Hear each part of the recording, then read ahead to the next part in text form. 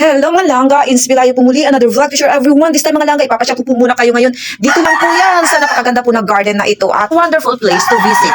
Yung garden na ito, I'm sure ma-enjoy po talaga ito ng mga bata dito mga langga. Kaya come and free to visit this place. Ayan, so nakikita niyo po napakagandang garden po ang nandito po na side po mga langga. So mai-enjoy po ito ng mga bata at mga batang isip. Kaya feel free to come this at thankful po tayo na entertain po tayo ng mabuti po dito sa kanilang garden at na-welcome po tayo na pwede po tayong mag-vlog po dito. Napaka-spacious po mga langga at marami din mga puno sa tabi-tabi ng garden na ito. So nakikita nyo po mga iba't ibang imahe po ng mga animals na nilagay po nila. Ay meron po tayong nakikita po na bahay kubo or kubo-kubo. So napakaganda po. But please be aware lang po, marami pong puno sa side na ito mga langga. Marami pong puno ng niyog na mayroon pong bunga. So hindi po siya safe po sa mga visitors. So I suggest siguro na pwede naman po nilang kuhaan po ang mga bunga para naman po safe po sa kanilang mga bisita na dumadaan or pumapasyal po sa lugar na ito.